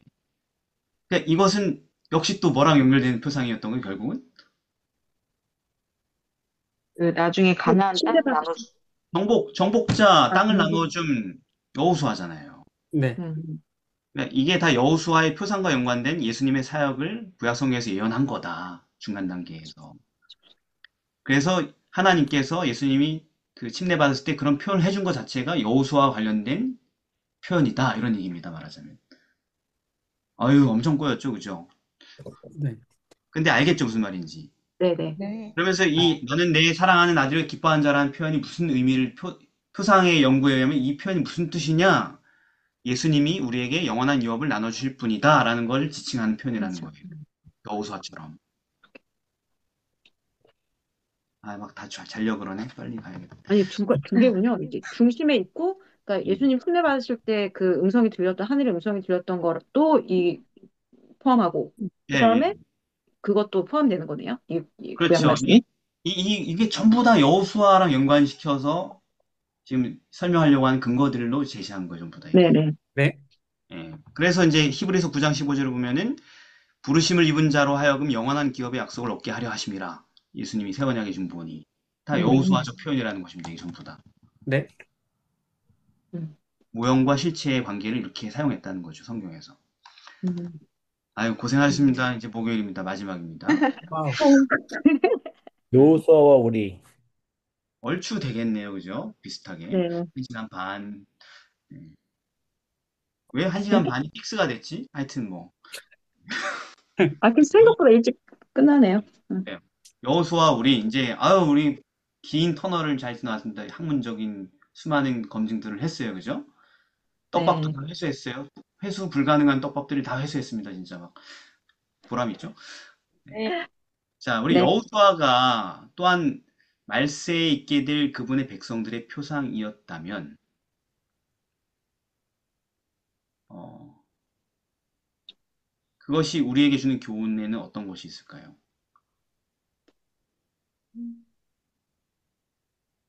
저는 이게 그러니까 이 부분을 목요일 때 좀 되니까 왜 기억절이 이거였는지 아까 뭐 본보기의 표상도 예, 있었지만 예, 기였는지 좀 알게 됐었고요. 예, 그리고 이제 그냥 이렇게 질문에 그냥 바로 즉답은 저 생각은 과연 그렇다면 예, 여호수아가 그런 이스라엘 백성들을 이끌고 그 전쟁에서 승리하기 위해서 정말 하나님의 말씀을 붙들고 온종일 순종했는데 그럼 그러니까 우리 교회는 이 어떤 영적인 전쟁에서 그렇게 승리하기 위해서 여호수아처럼 표상인 여호수아처럼 그렇게 순종하고 있는가? 그리고 예수님의 품성을 닮아가는 것이 또 이제 불가능하다고 이렇게 자포자기한 상태로도 살아가고 있다면 그렇다면 여호수아의 삶을 묵상하고 그리고 어떻게 예수님의 또 표상이 될 수 있었는지 그가 될 수 있었는지 연구를 하고 그리고 여호수아도 우리와 같은 사람인데 하지만 그 일생을 통해서 우리도 그러니까 이 그리스도의 성품을 나타낼 수 있는 특권이 여전히 주어져 있고 그리고 또 할 수 있다는 어떤 그런 마음을 먹어야겠다. 약간 그렇게 교훈으로 제가 그렇게 한번 생각해 봤습니다. 네, 감사합니다. 또 다른 분, 여호수아가 우리의 표상이라면, 말세에 하나님 안 믿는 백성들을 다 데리고 예, 하늘 가나안을 가도록 우리도 이 시대의 여호수아가 돼야 된다. 네, 감사합니다. 더 하실 말씀? 그래서 그 말씀을 주셨던 것 같아요. 고린도 후서 말씀. 우리도 그리스도의 성품을 묵상함으로 그 특권에 동참할 수 있다. 라고. 아멘. 자, 여호수아는 전사의 삶을 살았습니다. 그죠? 네. 네. 전쟁으로 모든 삶을 마무리했어요. 그죠? 거의. 그러니까 여호수아가 우리의 표상이라면 그건 뭐예요? 우리도 군대 장관의 명령을 따라서 우리의 싸움을 싸워야 된다. 네. 그래야지 유업에 도달하게 된다는 것이죠. 네. 네, 신약 성경은 이 표상에 대한 실체를 굉장히 집중적으로 적용을 하죠, 여러 군데에서. 네. 네. 디모데전서 1장 18절, 선한 싸움을 싸워라. 디모데후서 4장 7절, 나는 선한 싸움을 싸웠다. 그래서 영생이 준비되어 있다. 이런 표현들. 네. 싸워야지 영원한 나를 증취한다. 그게 여호수아가 우리에게 보여주는 표상의 실체라는 거예요. 네. 여호수아의 전쟁은 선한 싸움이었고 우리가 싸워야 할 싸움도 그런 싸움이라는 것이죠. 선한 싸움을 싸워야 된다는 거죠. 네. 예, 이 싸움을 성공적으로 수행할 때 약속의 땅이 주어진 것처럼 영원한 나라도 이 영적 투쟁으로 얻어지는 거다. 아멘. 그게 무슨 얘기냐면은 이 표상과 실체를 연구하면 뭐가 딱 드러나냐면 싸우지 않아도 천국에 갈 수 있다는 현대 기독교의 풍조를 전부 다 뒤엎어버리는 거예요. 네. 네. 현대 기독교의 풍조인데 재림교의 풍조가 된 것도 같고 그죠? 네. 네. 고생스러운 싸움 없이도 천국 가자 이런 게 좀 약간 우리의 모토가 된 것 같지도 않아요, 분위기상? 맞습니다. 그런 천국은 없다. 이게 아멘. 표상이고 이게 실체라면 아멘. 그가 표상이 우리가 실체라면 그렇게 안일하게 띵까띵까 하다가 천국에 가는 사람 아무도 없다. 그죠? 네. 네. 예수를 믿기만 하면 천국을 얻는다는 그런 가르침은 다 부정되는 것입니다. 이거에. 음. 그죠? 네. 한 번 믿으면 영원하게 구원받는다는 교리도 다 부정되는 거예요. 그렇죠. 네. 싸울 필요가 없으니까 그런 교리에는. 네. 그리고 은혜는 참 필수적이지만 순종은 선택사항이라는 그런 이상한 가르침도 교회에서 싹 청산돼야 되겠죠. 네. 또는 필요한 계명은 지키긴 하지만 현대사회에 맞지 않은 계명은 안 지켜도 돼요라는 그런 이상한 신학은 전부 다 완전히 쓸어버림 당하겠죠. 그죠? 네. 맞아요. 이 모든 제가 얘기한 수많은 이 교리들, 주류 교리들, 세상에 있는 교회 안에 이게 다 뭐냐면 싸우지 않고도 하늘을 얻을 수 있다라는 동기에서 만들어낸 신학들이에요, 전부 다. 네. 어. 이 모든 거짓말들이 부정되는 것입니다. 여호수아가 우리의 표상이라면 네. 싹 없어지는 거예요. 오로지 영적 투쟁, 치열한 그 투쟁에 받아들이고 임하는 자들, 그리고 그 싸움에서 승리하는 자들에게 유업이 주어진다. 근데 이게 어때요? 이상한 얘기에 한결같은 가르침이에요, 성경에. 한결같은 한결 같아요. 너무 한결같죠, 그죠? 네. 그리고 또 하나, 여호수아의 표상의 싸움은 물리적인 싸움을 수반했죠. 창칼과 그죠? 활을. 네. 네. 근데 우리가 실체인 우리가 싸운 싸움은 어떤 싸움이에요? 오로지 영적인 영적인. 영적인 싸움. 에베소 6장 10절 12절 그죠? 우리의 씨름은 혈육에 대한 게 아니라 옛날에 혈육에 대한 싸움이었는데 우리는 어둠의 세상의 주관자들, 악령들과의 싸움이다. 써 있잖아요. 네. 왜냐하면 표상의 대적은 인간 군대로 형성된 집단이었지만 실체인 우리의 대적은 인간 이상의 초월적 존재들이기 때문에. 네. 그래서 이 전쟁에 또 사용되는 병기도 표상 속에서는 뭐였어요? 칼과 진짜. 칼과 칼과 창과 같은 냉병기였죠, 그죠? 네네. 그럼 우리는 이제 화기, 문명이 발달했으니 화기를 쓰나요? 총을 쓰나요? 아니요. 우리는 하나님의 뭘 쓰나요? 말, 믿음의 전신 방패, 성령의 검. 뭐, 네. 그러니까 우리의 싸우는 병기는 육체에 속한 것이 아니요. 대상이 육체가 아니기 때문에 네. 오직 하나님 앞에서 경관진을 파한 강력이 돼야 되는데 그 우리의 실체적 표상이 아닌 실체적 전쟁에서 우리가 활용할 실체적 병기가 뭐냐? 냉병기도 아니고 화기도 아니고 성령의 검 하나의 말씀이다. 네. 아멘. 에베소서에 보면 수많은 군사 도구가 나오지만 다 방어구고 하나만 무기죠. 네. 뭐만? 성령의 검만. 성령의 하나님 말씀만 우리가 쓸 수 있는 무기다. 그죠? 이 전쟁에서. 여호수아가 대단한 그 무술가였던 것 같아요. 보면 성경에 들어보면은 네. 상을 잘 쓰는 사람이었던 것 같아요. 말하자면. 그런데 굉장히 훈련을 많이 했겠죠. 네. 병기를 쓰는 일에 있어서. 네. 그러니까 처음부터 군사령관 임무를 줬겠죠. 모세가. 네가 데려나와 싸워라 할 때는 싸움을 잘하니까 그렇게 했겠죠. 예. 전쟁에서. 그런데 그는 얼마나 병기에 익숙해지기 위해서 노력했겠어요. 다윗의 용사들처럼 훗날. 맞습니다. 그러니까 이 병기를 능숙히 다루도록 매일 훈련하고 우리도 영적인 전쟁에 늘 활용하게 돼야 참 여호수아께서 우리에게 약속의 땅을 주실 수 있지 않겠습니까? 아멘. 창을 주어줬는데 창을 막 거꾸로 찌르고 돌리다가 자기 머리 딱 맞고 막 돌리다가 머리 맞고 막 그러고 막 떨어뜨리고 막 그 정도밖에 무기를 못 다루면은 네. 해를 어디 전쟁에 들어가겠어요, 그죠? 맞습니다. 예. 물매를 던지는데 휙휙 던지는데 막 뒤에 있는 애가 맞고 막 야 던졌는데 뒤에 있는 사람이 맞아가 휙 쓰러지고 막 그러면 어떡하냐고요. 네. 예. 맞습니다. 머리를 목을 베려고 휘두르는데 귀만 자르고 막 누구처럼 얘들아? 애들 칼도 못 쓰는 게 휘두르고 막 그죠? 그런 것처럼 우리가 뭐를 성경을 그렇게 잘 못 다루고 무지하고 그 병기에 대한 이해가 없고 병기의 특성과 활용법에 대해서 모르고 그렇게 평생 살면은 왜 그렇게 살아요? 전쟁을 안 하니까 그렇죠. 그렇잖아요. 우리가 네, 전쟁 맞습니다. 후에면 지금이 만약에 뭐 삼국지면 제가 얼마나 맨날 칼 쓰는 법을 훈련하겠어요. 하루에 6시간씩 그죠? 네. 네, 살아남기 위해서. 전쟁이 있으니까 살아남아야 되니까. 근데 네. 지금 우리도 전쟁이 있는데 눈앞에 전쟁이 있는데 전쟁을 안 하니까 병기를 쓰는 법을 모르는 거죠.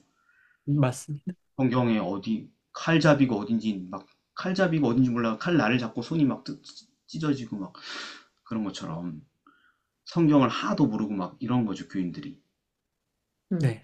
사용법도 모르고 쓸 줄도 모르고 뭔 말인지도 모르고 막 음. 그런 식으로 들어갈 수 있는 천국은 없다라는 자, 것을 여호수아라는 표상이 우리에게 보여주는 거죠. 아멘. 바울도 그랬잖아요. 그 말씀이 너희를 능히 든든히 세울 수 있다고요. 그리고 또 이런 표현을 해요. 거룩하게 하심을 입은 모든 자 가운데서 기업이 있게 하시리라. 또 여호수아 얘기가 또 나오는 거예요. 음. 말씀이라는 무기를 실체인데 이걸 사용하는 네. 사람들이 여호수아가 약속의 땅에 들어간 것처럼 하나님의 나라에 들어가게 된다. 이렇게 써 있잖아요. 말씀 때문에. 네. 네. 그래서 열심히 따르며 전쟁에 참여한 자들에게 여호수아가 유업을 나눠준 것처럼 예수님도 영적 전투에 참여하는 자들에게 숙련된 전사들에게 유업을 나눠주실 것입니다. 아멘. 골로새서 3장 24절에 써 있거든. 이는 유업의 상을 주께 받을 줄 알미. 유업 얘기 나오면 전부 다 여호수아 얘기랑 연결되는 거예요. 전부 다. 이제 신약성. 네, 여호수아가 얼마나 거대한 표상이에요. 이렇게 보면. 네. 그게 전반을 지배하고 있는. 심지어 여호수아 이름이 뭐예요? 사실은 헬라어로 하면 예수. 예수예요. 예수. 음. 여호수아가 예수예요. 네. 실제로 스데반의 설교에서 여호수아 얘기할 때 여호수아를 예수라고 불렀어요. 스데반은. 사도행전에서. 음. 언어를 찾아보면 그래 써 있어요. 썩지 표상적 유업은 영원하지 않았죠. 가나안 땅은. 네. 근데 우리가 네. 얻게 될 실체적 유업은 어때요? 영원한. 영원해요. 썩지 않고 더럽지 않고 쇠하지 아니하는 기업을 있게 하시나니 너희를 위해 하늘에 간직하신 것이다. 베드로전서 1장 4절. 와, 다 표상이네, 그죠? 다 네. 표상 실체네요, 전부 다. 네. 그리고 여호수아가 그 땅에서 악의 세력을 완전히 진멸했던 것처럼 예수님도 이 세상을 위협하는 모든 악을 소멸하시겠죠? 하늘에서 불이 내려와. 이게 다 누가 뿌린 떡밥이에요, 전부 다 이 구절들이. 저자. 저자가 갑자기 존경스럽지 않아요? 이렇게 될 줄 알았을까? 스토리가. 아, 그래서 여호수아가 사는 날 동안 백성들은 여호와와 함께 살 수 있었죠, 그죠? 네, 음. 표상에서. 그러니까 실체이신 그리스도께서 사시는 날 동안 백성들은 하나님을 섬기게 되겠네요. 네, 근데 표상인 여호수아는 죽었죠. 네. 근데 실체이신 예수님 어때요? 영원. 그렇겠죠. 세세토록 왕노릇 하시죠. 네, 이처럼 우리가 이제 표상 연구가 끝났는데 표상인 여호수아를 올바로 바라볼 때에 또 예수님의 아름다운 모습들이 계속 드러나잖아요, 이렇게. 네. 음. 그리고 실체이신 참 여호수아를 우리가 바라본다면 얼마나 더 강한 능력이 우리에게 변화시킨 능력을 줄까요, 그죠? 아멘. 네, 오늘 여기까지 하도록 하겠습니다. 기도하겠습니다. 사랑의 아버지 하나님, 오늘 표상인 여호수아, 그 실체의 의미를 성경 전반에서 살펴보았습니다. 우리가 성경을 바라볼 때에 선지자들이, 사도들이 성경을 해석하고 읽어냈던 것처럼 그러한 눈을 가지고 그 영감의 의미를 발견할 수 있도록 인도하여 주시옵소서. 아멘. 우리도 유업을 얻게 하여 주시옵소서. 예수님의 이름으로 기도드립니다. 아멘. 네. 아멘. 어휴,